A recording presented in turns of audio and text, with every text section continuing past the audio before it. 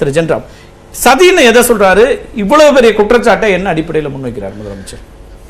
சரி, முதல்ல நீங்க கேட்கிற கேள்விக்கு பதில் சொல்லிட்டு அதுக்கப்புறம் வேறு சில விஷயங்களுக்கு பதில் சொல்ல வேண்டியது இருக்கு. அதற்கான நேரத்தையும் கொடுத்துருங்க. நாட்டை பிளவுபடுத்தி கொண்டிருக்கக்கூடிய சிலர் திமுக ஆட்சியை அப்புறப்படுத்துவதற்கு முயற்சி செய்கிறார்கள் அப்படிங்கிறது தான் அவருடைய ஸ்டேட்மெண்ட்டு. இந்த ஒரு நூற்றாண்டு காலத்தில் தமிழ்நாட்டில் ஏராளமான சமூக மாற்றங்கள் நடந்திருக்குது. குறிப்பாக நேற்று நாகர்கோயிலில் பினராயி விஜயனும் கேரள முதலமைச்சர் பினராயி விஜயனும் தமிழ்நாடு முதலமைச்சர் ஸ்டாலினும் பேசிய பேச்சு, அவர்கள் முன்னிறுத்திய 2 போராட்டங்கள், அதை தொடர்ந்து 2 மாநிலங்களிலும் ஏற்பட்ட பல்வேறு மாற்றங்கள், இது எல்லாமே படிப்படியாக தங்கள் அதிகாரத்தை, சமூக அதிகாரத்தை, பண்பாட்டு அதிகாரத்தை, அரசியல் அதிகாரத்தை, பொருளாதார அதிகாரத்தை படிப்படியாக இழந்து கொண்டு வருகிறோம் அப்படின்னு யாரெல்லாம் நினைக்கிறார்களோ அவர்களெல்லாம் ஒரு மூர்க்கமான வேகத்தோடு அந்த போக்கை ரிவர்ஸ் பண்றதுக்கு, மாற்றி அமைப்பதற்கு முயற்சி செய்கிறார்கள். இந்த சமூக மாற்றங்களுக்கு காரணமாக ஸ்டாலின் தலைமையிலான ஆட்சி இந்த காலகட்டத்தில் இருக்கிறது அப்படிங்கிற உணர்வு அவங்களுக்கு இருக்கு. அது இன்னும் அந்த வேகத்தை அதிகப்படுத்துவதற்கான முயற்சியை செய்து எல்லாருக்கும் எல்லாம் அப்படின்னு ஒரு முழக்கத்தை முன் வச்சு ஆட்சி நடத்துது, நிர்வாகத்தை நடத்துது. அதை எப்படியாவது தடை செய்ய வேண்டும், தடுப்பு போட வேண்டும் என்று அவர்கள் கருதுகிறார்கள்.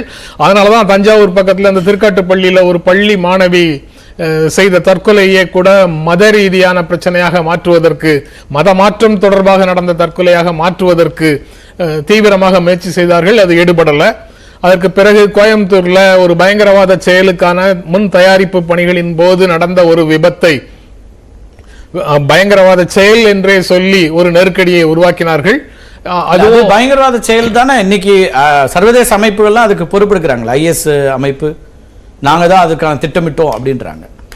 திட்டமிட்டார்கள். ஆனா அன்றைக்கு நடந்தது பயங்கரவாத செயலா? இங்கு விசாரிக்கிற அமைப்புகள் இருந்து ஏதாவது முடிவுகள் வந்திருக்குதா? இங்கு அந்த வழக்கை விசாரித்துக் கொண்டிருப்பவர்கள் அந்த மாதிரி ஏதாவது சொல்லியிருக்கிறாங்களா? இல்ல. அது வரைக்கும் நம்ம எப்படி சொல்ல முடியும்? இங்கு யாரும் அதை கிளைம் பண்ணல, வெளியில உண்டானவங்க கிளைம் பண்றாங்க. அது வேறு தனியாக விவாதத்துக்கு உண்டான விஷயம். இந்த மாதிரி மத ரீதியாக இது போன்ற சம்பவங்களை வச்சு இங்கு ஒரு கலவரத்தை, மோதலை உருவாக்கிவிட முடியும் என்று நினைச்சாங்க, நடக்கல. அதனால இப்ப இனக்கலவரத்தை ஏற்படுத்துவதற்கு முயற்சி செய்கிறார்கள். நண்பர் அரசகுமாரோ நண்பர் செல்வ பெருந்தகையும் குறிப்பிட்ட எல்லா விஷயங்களையும் தாண்டி அவங்க குறிப்பிட்ட முக்கியமான விஷயம், பீகாருக்கும் யூபிக்கும் தமிழ்நாட்டுக்கும் இடையில ஒரு நல்லுறவு வருவதற்கான ஒரு வாய்ப்பு இருக்குது.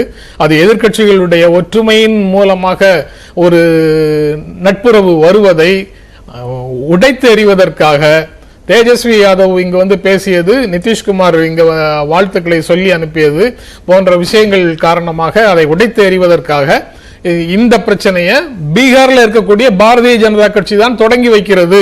அதிகாரப்பூர்வமாக அவங்க தான் தொடங்கி வைக்கிறாங்க. ஒரு ஃபேக் வீடியோன்னு இங்க தமிழ்நாடு பாரதிய ஜனதா கட்சி தலைவரும் தமிழ்நாடு சட்டமன்ற உறுப்பினர் வானதியும் சொல்கின்ற ஃபேக் வீடியோவை ஆதாரமாக கொண்டு ஒரு தவறான செய்தியை, பொய்யான செய்தியை ஒரு போலியான வீடியோ மூலம் பரப்புவதற்கு பாரதிய ஜனதா கட்சி தான் அங்கு முயற்சி செய்கிறது அப்படிங்கிறது தான் அதுல கிரக்ஸ் ஆஃப் தி மேட்டர். அத முதலமைச்சர் ஸ்டாலின் குறிப்பிடுகிறார். அதோட மட்டும் இல்ல, இங்க 4 முனைகள்ல தாக்குதல் நடக்குது. அரசியல் ரீதியாக அதிமுக தாக்குதல் நடத்துது. அது என்னை பொறுத்த வரைக்கும் ஜனநாயக வரம்புக்கு உட்பட்ட தாக்குதல்களாக இருக்கு. அதை எளிதாக 2 அரசியல் கட்சிகளும் சமாளித்துக் கொள்ளும் அப்படின்னு நினைக்கிறேன். அதை தாண்டி பாரதிய ஜனதா கட்சி ஒரு விதமான இந்த மத கலவரத்தை உருவாக்குவதற்கான முயற்சிகளை மேற்கொள்கிறார்கள். பண்பாட்டு ரீதியாக தமிழ்நாட்டு மக்களுடைய முடிவுகளுக்கும் உளவியலுக்கும் எதிராக ஆளுநர் மாளிகையில் இருந்து பெரும் தாக்குதல்கள் நடக்குது. அதற்கப்புறம் வேறு சிலர் தமிழ் தேசியத்தின் பெயர்ல குடைச்சல் கொடுப்பதற்கான வேலைகளை செய்கிறார்கள். அது இந்த பிரச்சனைகள் அது ரொம்ப தீவிரமாக வெளிப்படுகிறது. இப்படி அதிமுக, ஆளுநர் மாளிகை, பாஜக, அப்புறம் வேறு சில தமிழ்நாட்டில் இருக்கக்கூடிய வேறு சில சக்திகள் எல்லாரும் சேர்ந்து 4 முனை தாக்குதல்களை அங்க நடத்துறாங்க. அது உடனடியாக அவர்களை ஆட்சியிலிருந்து அப்புறப்படுத்துவதற்கு இவையெல்லாம் பயன் பெறாது. அரசியல் ரீதியாக ஆர்கனைஸ் பண்ணி அடுத்த தேர்தலில் தோற்கடிக்கிறதுக்கு முயற்சி செய்யலாம். ஒண்ணு.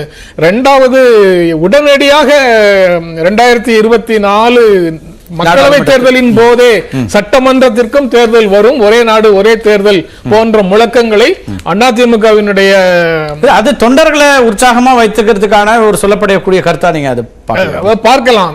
ஆனா ஒரு கருத்தை விதைக்கிறாங்கல்ல, இந்த ஆட்சி சீக்கிரம் போய்விடும் அப்படின்னு விதைக்கிறாங்கல்ல, அது ஆட்சிக்கு எதிராக நாங்கள் அனைத்து சலுகைகளும் உரிமைகளும் படைத்தவர்கள், எல்லாரும் சமம் அப்படிங்கறத ஏற்காதவர்கள் எல்லாரும் அணிதிரண்டு நின்று இந்த முயற்சிக்குள்ள ஈடுபடுகிறார்கள் அப்படிங்கிற மாதிரி தான் அது காட்டுது.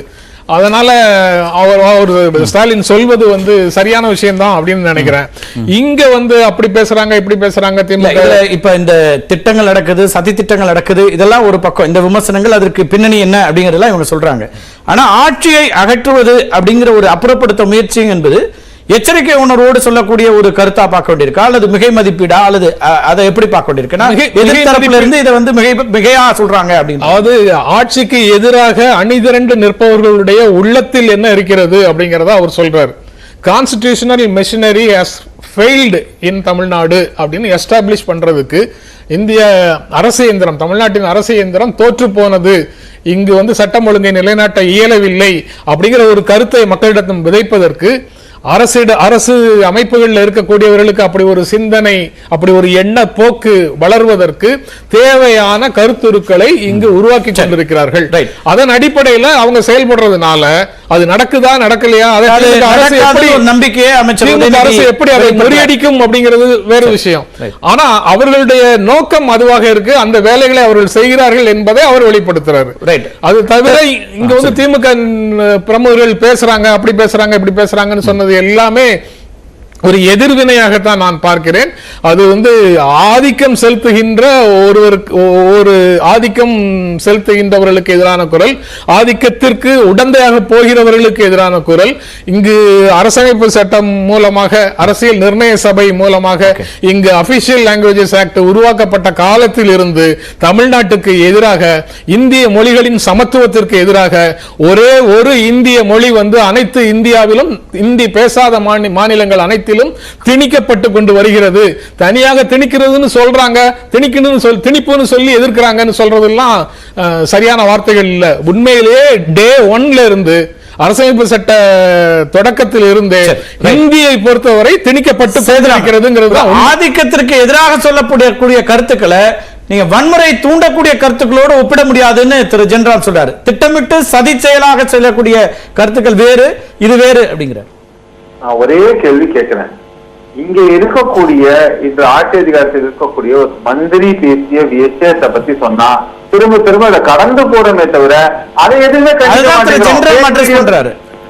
இல்ல, இந்தியாலையும் தமிழ்நாட்டிலையும் இஸ்லாமியர்களை பாகிஸ்தானுக்கு போக சொல்லி வெறுப்பை விதைக்கிறது யாரு?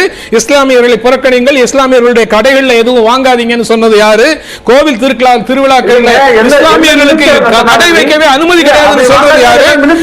இதெல்லாம் யார் சொன்னது? இதெல்லாம் யார் சொன்னது? ஆமா, ஏராளமான மினிஸ்டர்கள் பேசுறாங்க, ஏராளமான மினிஸ்டர்கள் சொல்றாங்க.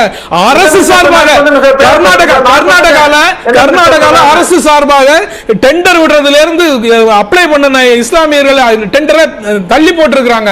அரசினுடைய நடவடிக்கை பாரபட்சம் பார்க்கிறது. பாஜக ஆட்சி செய்யும் மாநிலங்கள் அரசியல் நடவடிக்கை பாரபட்சம்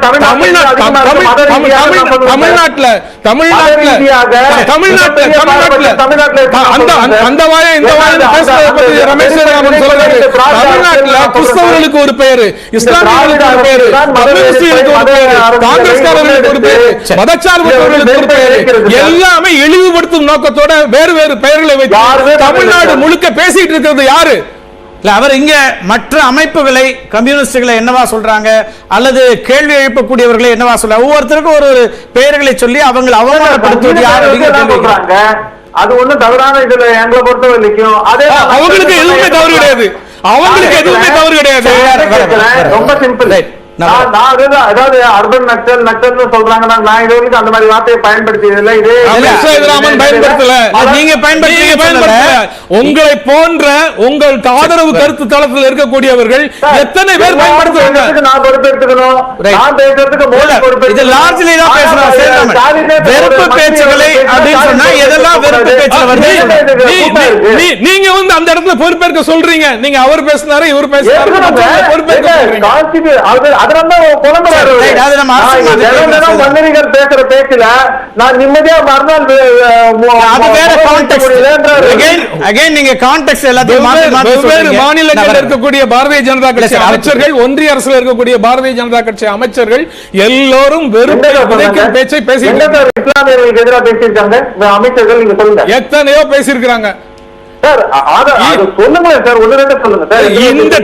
இந்த தேர்தல்ல அவர்கள் எதிர்க்கட்சிகள் வெற்றி பெற்றால் பாகிஸ்தானில் வெடி வெடிப்பார்கள் அப்படின்னு சொன்னவர்கள் அமைச்சர் தான் சொன்னாங்க. எதிர்க்கட்சியை பத்தி சொன்னாங்க. என்ன எதிர்க்கட்சிகள் என்ன பொருள்? இதுக்கு என்ன பொருள்? சும்மா கள்ள நோட்டு அடிக்கிற இதுக்கு வந்து பாகிஸ்தான் கள்ள நோட்டு அடிக்கிறாங்கன்னாக்கா அவங்களுக்கு வந்து இந்த மெஷினை வித்துட்டு பாகிஸ்தான் நல்ல நாடுன்னு சொன்னவர் எந்த கட்சியை சேர்ந்தவங்க இருக்காங்க?